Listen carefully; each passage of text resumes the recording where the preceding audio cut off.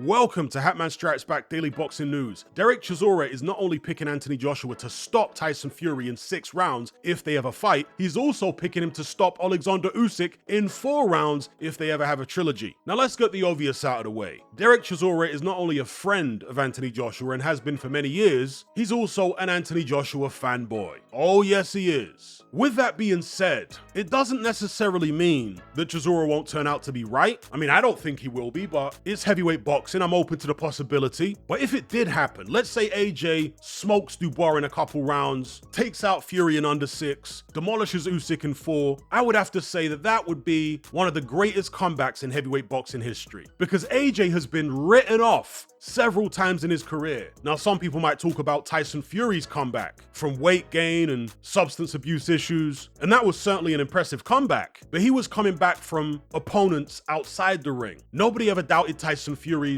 ability at the top level based on what they'd seen inside the ring, at least not to the same extent that they doubted AJ's ability. The general consensus always was, when Tyson Fury's at his best physically, then he's easily top 3, if not number 1. That's how I want to say the majority of boxing fans and certainly the boxing media felt for many, many years, pretty much all of Tyson Fury's career up until he lost to Alexander Usyk. But with Anthony Joshua, his biggest obstacles have been inside the ring. Actual opponents. He was flogged by Andy Ruiz in 7 rounds and flogged twice by Alexander Usyk. Ever since that Ruiz loss, AJ hasn't fought with the same type of confidence that he did in the past. The Usyk defeat seemed to compound his confidence issues. When he came back against Jermaine Franklin and Robert Helenius, he looked scared of his own shadow in there. When Lennox Lewis came back from his first defeat against Oliver McCall, he was gun-shy as well. He fought a journeyman called Lionel Butler, and Lewis looked terrified of being hit. He was terrified of being hit. He was gun-shy. It was clear for all to see. But after several comeback bouts, he started getting his confidence back. Same with AJ. That's why I was advocating for AJ to have confidence-building fights and not jump straight back in at the deep end. I said that all along. He needs at least 3-4 fights to get his confidence back before you put him in there with anyone good.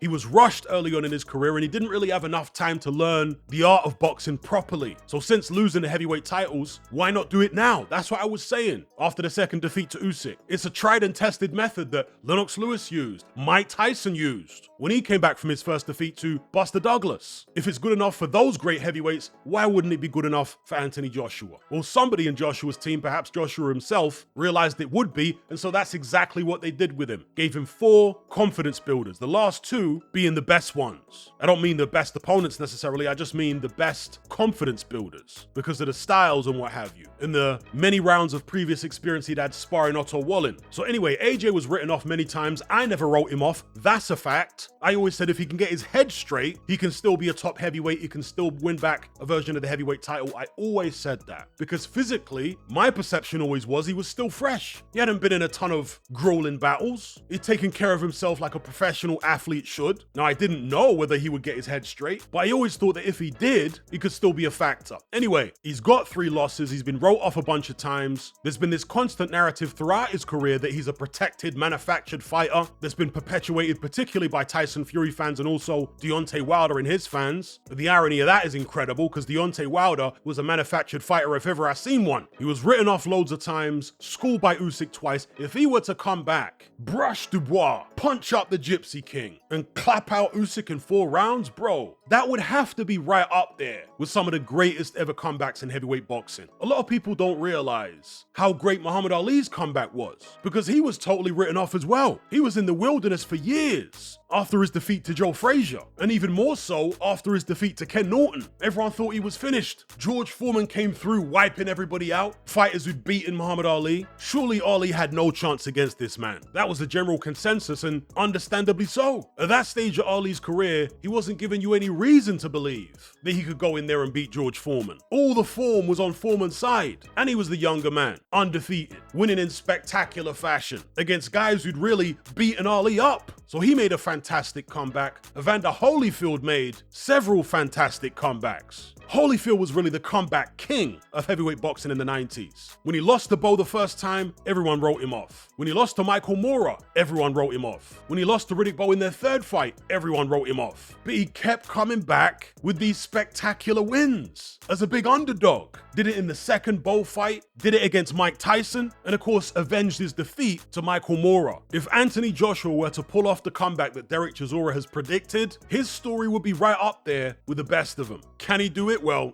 beating Fury and Usyk is one thing, but stopping them both in the first half of the fight, to me, that's a bit of a push.